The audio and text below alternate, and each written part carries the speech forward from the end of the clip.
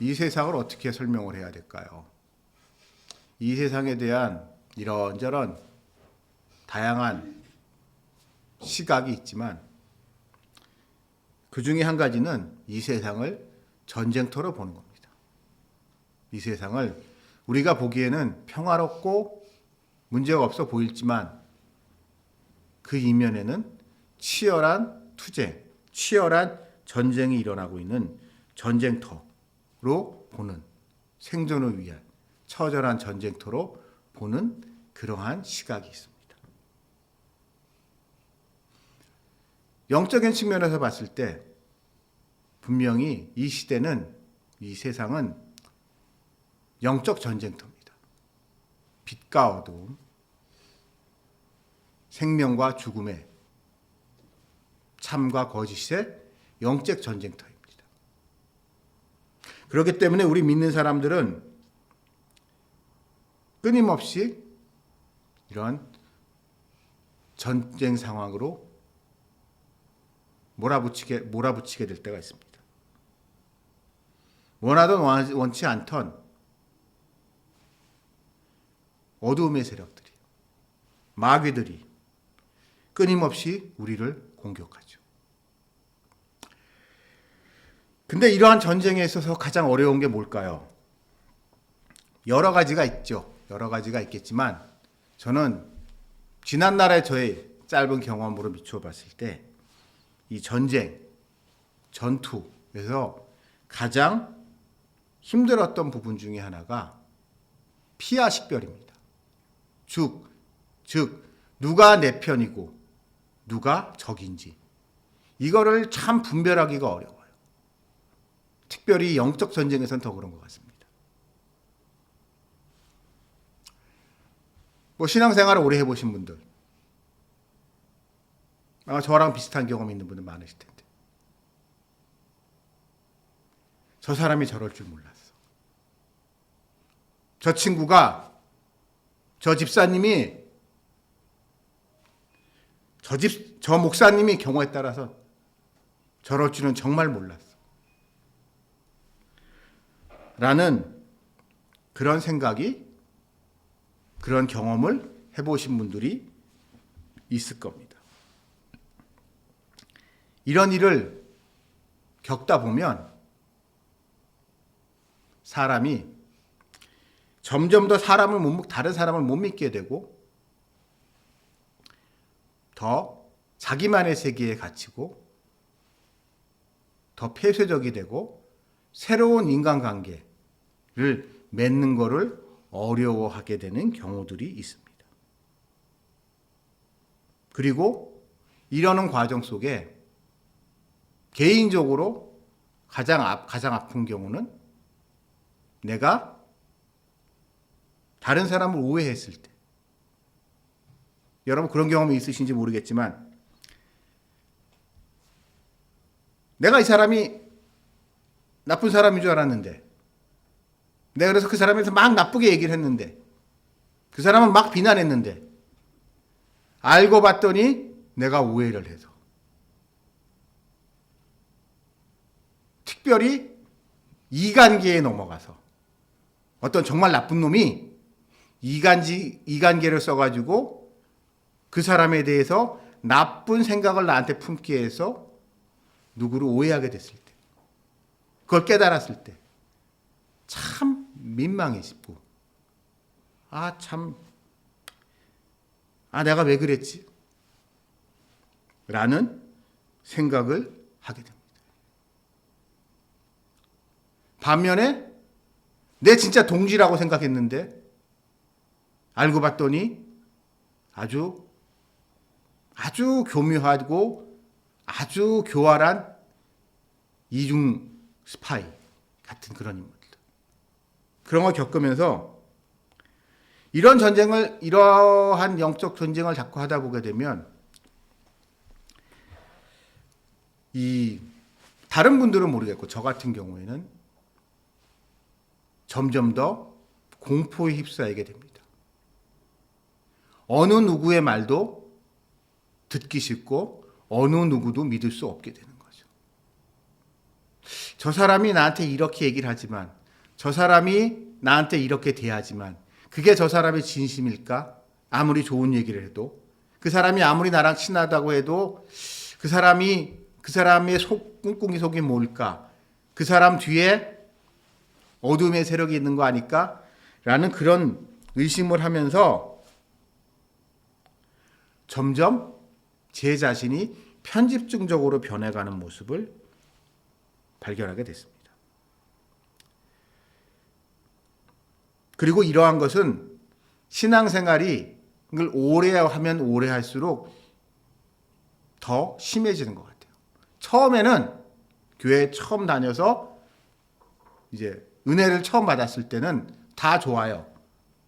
너무 행복하고 이제 정말 아무 문제 없을 것 같고 교회에는 다 천사 같은 사람들만 있는 것 같고 다른 데서는 받아보지 못했던 진짜 이 따뜻한 대접과 이 형제와 이 사랑을 누리면서 이게 지상 천국이구나라는 생각이 드는데 오히려 신앙생활에 더해지면 더해질수록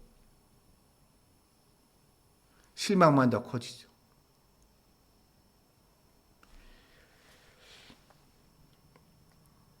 이러한 모습은 오늘의 말씀이 배경이 되고 있는 초대교회 당시에도 크게 다르지 않았던 것 같습니다. 특별히 초대교회는 부활승천하신 예수님이 곧 재림하실 것이다. 조금만 참으면 예수님이 재림하셔서 이제 신천지가 새하늘과 새 땅이 열린다라고 다들 그렇게 생각하고 있었는데 이 지연된 종말로 말미암아 사람들이 혼란에 빠지게 돼요. 예수님 곧 오신다며 승천하신 예수님 왜 안 오시는 거야?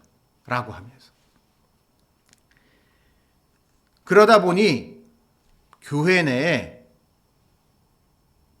이전에 없었던 분쟁들이 생겨나기 시작합니다. 그 분쟁은 그리고 주로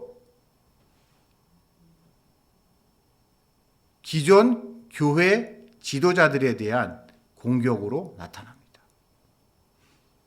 예를 들어서 오늘의 이 말씀을 전하고 있는 사도 바울과 같은 사람들에 대한 권위, 그의 영적 권위에 대한 도전으로 등장하게 되죠. 여러분, 우리가 성경을 면밀히 살펴보면요, 흥미로운 점을 발견합니다. 복음서를 살펴보면요, 그래서 마가복음 9장 그리고 누가복음 9장 같은 데 보게 되면 예수님이 제자가 아닌데, 예수님이 직계제자 12제자가 아닌데 예수님에 대해서 복음을 전하는 사람들, 예수님의 이름으로 귀신 내어 쫓는 자들에 대한 이야기가 등장을 해요. 그래서 제자들이 그거 가지고 예수님한테 와서 뭐라고 하죠. 쟤네들이 우리 사칭해가지고 귀신 내쫓고 있고 뭐 이런다고 쟤네들 어떻게 할까요? 라고 얘기를 했더니 예수님이 뭐라고 하세요? 냅둬라. 냅둬. 그래도 걔네가 우리랑 같이 하는, 우리를 반대하지 않으니 우리의 동역자, 우리의 동료 같은 사람들이니까 그들을 금하지 말라고 예수님이 말씀하고 계세요. 사도 바울의 시절로 넘어와서도 사도행전 18절에 보게 되면 알렉산드리아에서 온 아볼로에 대한 이야기가 등장합니다.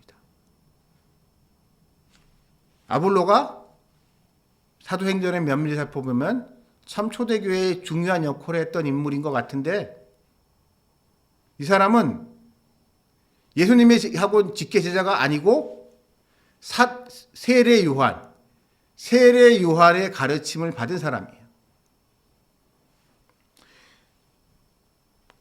그래서 그리스도에 대해서 막연히 알고 있었지만, 예수 그리스도에 대해서 막연히 알고 있었지만은 이 예수님의 제자들, 사도들과는 좀 결이 다른, 그러나 그 사도행전 18절에서 사도 바울이 그를 만났을 때 협력해가지고 하나님의 일을 같이 잘 열심히 하죠.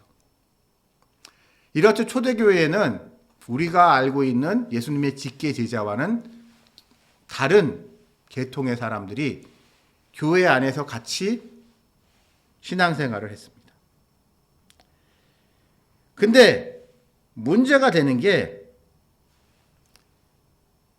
이 재림이 지연이 되면서 교회 내에서 갈등이 일어나면서 이 문제를 어떻게 봐야 할 것인가에 대해서 좀 다른 견해를 가지고 있는 사람들, 전통적인 사도들의 가르침에 의문을 제기하는 사람들이 등장합니다. 그 사람들은 얘기는 이거죠. 사도 바울 선생님, 당신이 예수님에 대해서 참 좋은 얘기를 우리한테 전해주신 거 감사하고, 당신이 이곳에 전도 선교하러 오셔가지고 우리 교회 세워주신 것도 감사하고, 그것 때문에 우리가 참 많은 유익을 누리고 우리가 행복했었는데, 당신이 말했던 예수님의 재림이 곧 오신다는 예수님은 왜 안 오고 계세요? 혹시 당신이 우리에게 가르친 거에 무슨 문제가 있는 거 아니에요? 라고 하면서 이런 사도 바울을 공격하는 집단들이 등장하고, 이들이 일종의 이단들입니다. 이단은 초대교회부터 있었어요. 이렇게. 근데 초대교회에 등장한 이단들의 몇 가지 특징이 있는데, 몇 가지 부류가 있는데, 그 중에 가장 치명적이고 가장 문제를 일으키는 집단들이 바로 이런 집단들입니다. 이 예수 그리스도의 복음, 그리고 부활과 승천, 그리고 다시 오실 예수님을 전했던 사도들에게 도전하는 거죠. 예수님이 전해준 말씀은 너무 우리에게 유익이 되는 얘기이기 때문에 너무 좋은 얘기니까 그 말에 대해서는 토를 못 달고, 기도하고 말씀을 전할 때 일어났던 수많은 기사와 표적과 이적 때문에 병자들이 일어나고 일어났던 수많은 기적으로 말미암아 그런 거에 대해서는 더 이상 뭐라고 못하지만, 가장 결정적이라고 할 수 있었던 재림이 지연이 되면서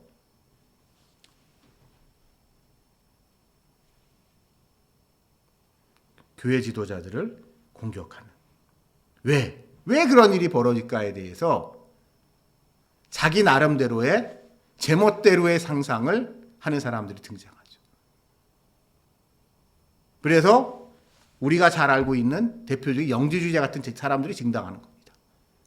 아유, 육체의 부활이 뭐가 중요해?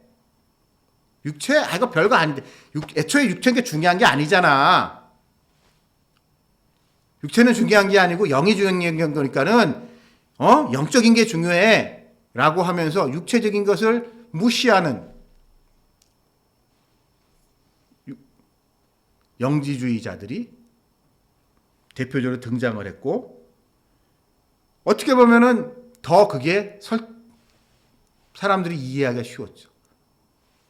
육체의 부활은 중요한 게 아니야 라고 해버리면 이게 설명이 심플하잖아요. 영적으로 우리가 거듭난 게 중요하지, 우리가 세형을 받은 게 중요하지. 육체 부활.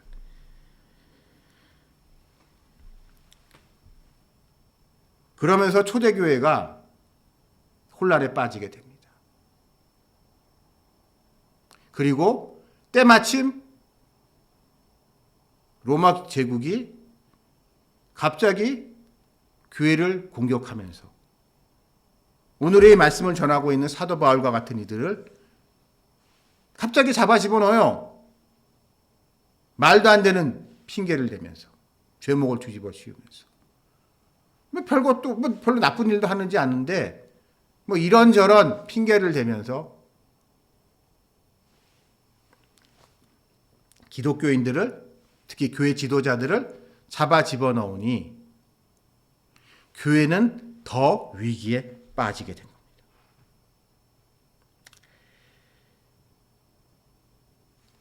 이러한 모습은 오늘날 우리에게도 많은 점을 시사하고 있는 것 같습니다. 제가 목사의 한 사람으로서 참 답답하게 느껴지는 것이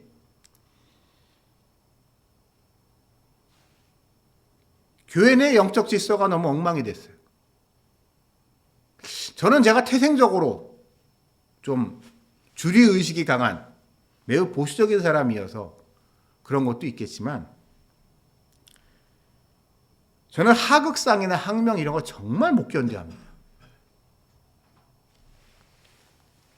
근데 오늘날 교회에서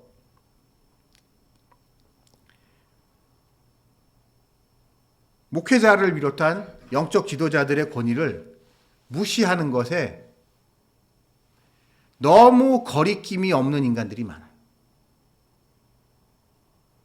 물론 목사도 사람인지라 이런저런 잘못 많이 하죠. 그래서 경우에 따라서는 할 말은 해야겠다 할 수밖에 없는 그런 상황이 올 수도 있습니다. 그런데 요즘은 그게 아니라 뭐 트집 잡을 거 없나? 뭐 트집 잡을 거 없나? 뭐 문제가 있지 않나? 하면서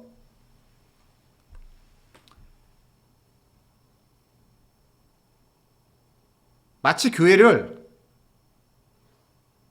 제 좀 표현이 거친 표현을 시작하면 교회를 자신의 감정의 쓰레기통장같이 쓰레기통으로 쓰는 사람들이 있어요. 교회 밖 세상에서 살면서 많이 힘들겠죠. 스트레스 많이 받는다 알겠어요. 근데 왜 교회 밖에서 받은 스트레스를 가지고 왜 교회에 와가지고 엄한 교회 사람들한테, 목사들한테, 교회 일꾼들한테 그렇게 하대하고 그렇게 모욕하고 하는 거를 즐기는 인간들을 보면서 참 이거 어쩌다 이렇게 됐지?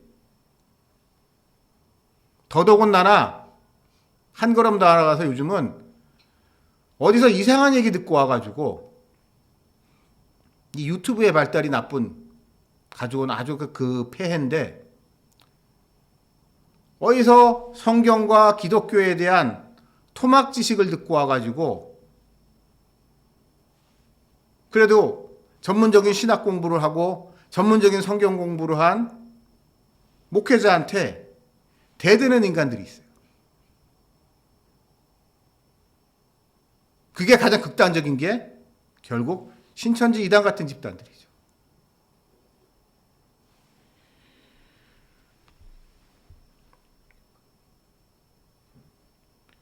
이러한 권위의 붕괴는 어찌 보면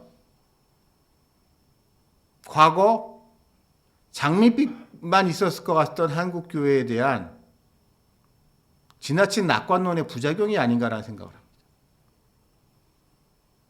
제가 쓸데없이 옛날 일을 기억 잘하는 그런 게 좀 있는데 제가 어렸던 시절 30년 전, 40년 전만 해도 한국 교회에는 낙관론적인 기대가 너무 팽배해 있었어요. 교회는 성장하고 있었고 이제 전도가 일상화되면서 기독교인이 있는 인구는 점점 늘어나고 교회를 새로 개척하게 되면 교회는 목사들이 열심히만 하게 되면 교회는 폭발적으로 성장하고 그러다 보니 마치 이대로 한두 세대가 더 흘러가게 되면 지금같이 기독교인의 숫자가 늘어나면 민족보고만은 다 마무리될 것 같은. 좀 심하게 말해서 저 산속에 있는 절들은 박물관같이 돼버릴 거로. 다 사람들이 교회로 오니까. 그런 터무니없는 기대가 한국교회에 분명히 있었습니다. 근데 지난 20, 30년 동안 알게 모르게 한국교회는 점점 힘이 빠져갔습니다. 그러다 보니 지금 이 시점에 많은 성도들이 가지고 있는 뭐라고 하잖아요. 실존적 질문이 있는 것 같아요. 우리가 얼마나 열심히 기도하고, 우리가 얼마나 정성을 다해서 예배를 드리고, 우리가 얼마나 헌신해서 예수님 교회를 위해서 교회를 섬겼는데, 그럼 당연히 교회는 부흥성장 발전할 것이고, 나의 삶도 윤택해지고 성공하고 복받는 삶을 살 거라고 생각을 했는데 웬걸?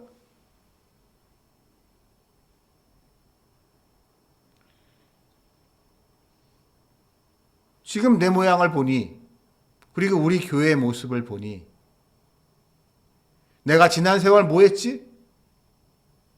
헛수고 한 거 아닌가? 라는 그런 회의가 좀 퍼져 있는 것 같아요, 한국교회. 기복신앙이 분명히 한국교회의 성장에 중요한 원동력이 되긴 했지만, 기복신앙의 부작용은 축복받지 못한 자들, 교회를 열심히 다녔지만 사회적으로 성공했다고 얘기할 수 없는 그런 사람들에 대해서 대답할 말이 없다는 그런 한계가 우리를 짓누르고 있습니다. 그래서 교회에서 아무리 얘기를 해도 아멘으로 받아들이지 못하는 그런 사람들이 많아졌다는 것이 안타까운 대한민국의 현실입니다. 한국교회의 현실이고요. 자, 그럼 이러한 위기를 우리가 과연 어떻게 극복해야 될 것인가 라는 거에 대해서 오늘 이 말씀은 중요한 가르침을 우리에게 전해주고 있습니다. 사도 바울은 오늘 이 말씀에서 복음과 복음의 비밀에 대한 이야기를 하고 있는 거예요. 그리스도의 복음의 능력이 있습니다. 그러나 그 복음은 그 복음으로 끝나는 것이 아니라 그 복음에 비밀이 담겨져 있다는 거죠. 그리스도의 복음이라는 건 무엇일까요? 예수 그리스도의 십자가와 부활, 그리고 승천입니다. 그 복음 그 자체도 너무너무 능력 있고 아름답고 귀한 것이지만 거기에 그거와 더불어 거기에는 우리 인간이 인간적으로는 이해할 수 없는 큰 비밀이 숨겨져 있어요. 우리 인간의 머리로서는 이해할 수 없는 십자가의 사건, 부활의 사건, 승천하신 사건, 이 복음의 사건들에 인한 일이 아름다운 이야기, 능력 있는 이야기뿐만이 아니라 한 걸음 더 나아가서 우리가 인간적으로 이해할 수 있나요? 죽은 사람이 살아났다는데, 그리고 그 죽은 사람이 죄가 없다는데, 죄가 없는데 다른 사람들의 죄를 대신해서 죽었다는 이야기. 우리 믿는 이들에겐 너무 익숙한 이야기이기 때문에 당연하게 받아들이겠지만 사실 이거는 믿음으로 받아들여야 하지만 믿을 수 있는 이야기인 그 안에 담겨져 있는 특별한 비밀이 있습니다. 그래서 말씀을 전하는 사람이, 이러한 사도들이 그 사건에 담겨져 있었던 하나님의 비밀을 성도들에게 전하는 것, 그것이 중요하다는 거죠. 그런데 그 말씀을 전하는 사도가 오늘 본문에서는 사도인 자기 자신을 쇠사슬에 매인 사신이다라고 표현을 하고 있어요. 사람이 이렇습니다. 같은 메시지를 전해도요, 편안한 자리에서, 아주 좋은 자리에서 무엇 하나 부족함이 없는 자리에서 전하는 것과 어렵고 힘들고 고통 중에 있는 사람이 전하는 것은 전혀 다릅니다. 말의 내용이 아니라 말의 내용을 뛰어넘는 그 말의 힘이 있어요. 고난 중에 전하는 말. 제가 가끔, 요즘은 이제 그런 얘기 잘 안 하지만, 요즘은 그런 분들 흔치 않지만, 참 어려운 고난을 겪은 분들이 말씀을 전할 때, 저 같은 사람은 가질 수 없는 뭔가 특별한 힘이 느껴지실 때가 있지 않나요? 특별한 얘기하는 거 아니에요, 그 목사님이. 뻔한 이야기를 하시는데 그 말에 무어라 말할 수 없는 힘이 실려 있는 경우가 있어요. 우리 일반적인 세속적인 표현으로 내공이라고 할 수 있죠. 근데 이 내공은 결국 단련의 기간, 수련의 기간이 있어야지만 내공이 생기는 겁니다. 어려움 속에서 어려움을 이겨내고 고통 속에서 고통을 겪어가면서 다져졌을 때, 단단해졌을 때, 그러면서 생기는 내공이 있죠. 그래서 그런 내공이 쌓임에 있어서 이 감옥이라는 공간은 참 양면성이 있는 것 같습니다. 저는 개인적으로 좌익들을 매우 싫어합니다. 근데 오늘날의 이 좌익들의 큰 스승이 과연 누굴까? 신영복이죠. 신영복인데 신영복이 왜 신영복이 될 수 있었을까? 감옥에 있었기 때문입니다. 역설적으로. 그 사람이 감옥에 가지 않고 일상적인 삶을 이렇게 우리같이 살았다면, 비록 그 사람이 좌익으로 여기저기 침투해서 나쁜 영향력이 미쳤겠지만, 지금같이 치명적인 타격을 대한민국에 줬을까요? 제가 보기엔 별것도 아닌 얘기인데, 그 사람이 쓴 감옥에서 썼던 책들, 그게 대한민국 좌익들의 바이블 같은 거란 말이에요.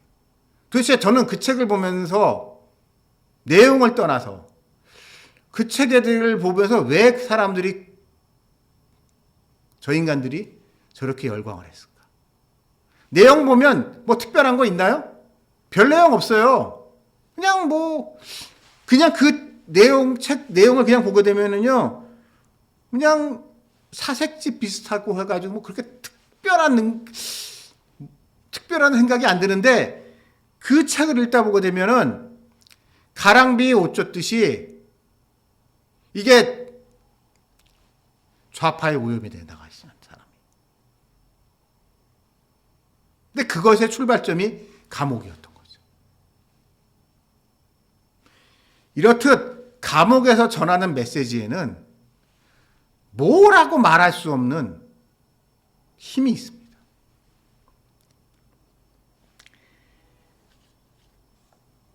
그래서 그런지 이 사도 바울도 죽음의 위기에서 쓴 이 옥중서신에서 자신이 감옥에 갇혀 있다는 것, 쇠사슬에 매어 있다는 것, 그래서 언제 처형될지 모른다는 것, 그런 절박함이 그의 일명 옥중서신들에 남아있고 이 에베소가 그 중에 대표적인 거죠.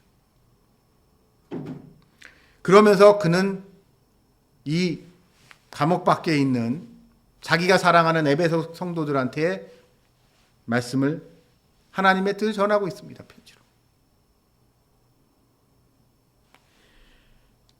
이 혼란한 세상 속에서 영적 전투를 하는 당신, 여러분, 성도 여러분들,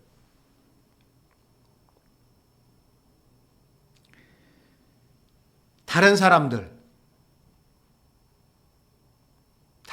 말에 귀 기울이지 마세요. 근본 없는 그런 사람들이 하는 말에 현혹되지 마세요. 하나님은 이미 저와 같은 사도들을 통해서 여러분들이 알아야 할 하늘의 비밀, 복음의 능력 다 전해 주셨어요. 그러니 괜히 쓸데없는 짓 하지 마시고 제가 여러분께 전했던, 몇 년 동안 여러분과 함께하면서 여러분한테 전했던 그 복음의 말씀과 능력, 그것만 붙드세요.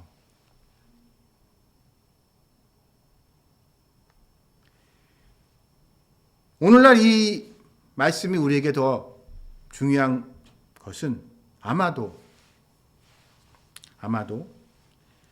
이런 거가 아닐까 싶어요.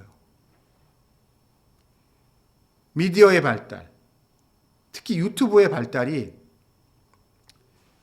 긍정적인 점도 분명히 있지만 부정적인 면은 또 많은데, 특히 이 신앙생활에 있어서 검증되지 않은 위험한 주장들이 특히 이 복음에 대해서, 기독교에 대해서, 성경에 대해서 혹하는 이야기들이 사람들한테 너무 치명적으로 파고들기 쉽습니다. 그럴듯한 모습을 가지고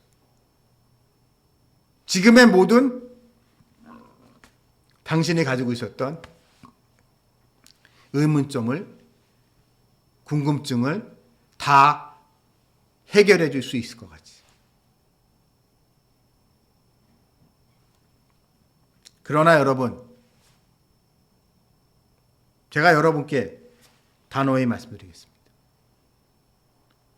해 아래 새로운 것은 없습니다. 여러분이 만약 신앙생활을 오래 해보신 분들이요, 만약 여러분이 어디서 들어본 적이 없는 신선한 이야기, 눈이 번뜩 뜨이는 새로운 성경 해석을 접하셨다? 일단 의심하십시오. 제가 장담하겠습니다. 해 아래 새로운 것이 없기 때문에 여러분의 귀에 딱 꽂힌 그 신선한 성경 해석은 10중 8구 아마 과거에 어떤 이단이 했던 얘기일 겁니다. 희한합니다.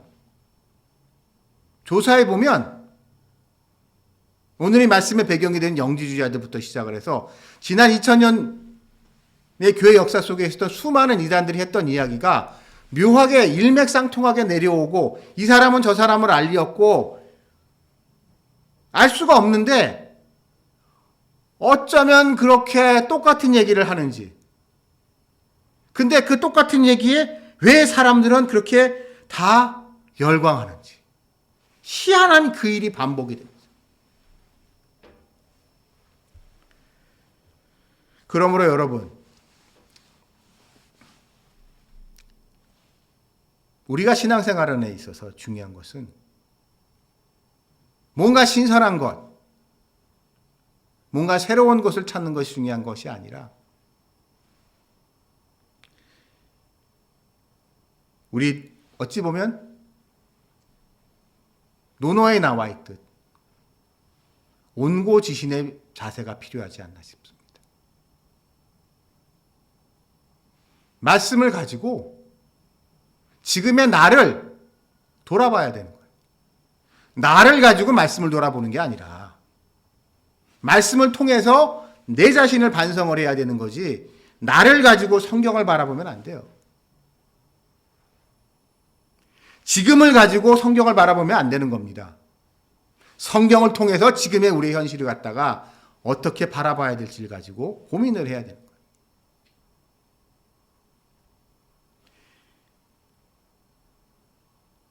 그래야지만 우리는 시간과 장소를 뛰어넘어 우리와 늘 함께 하시는 진리 되신 하나님이 우리에게 전해주시고자 하고 싶었던 진리를 깨닫고 그 진리 안에 살면서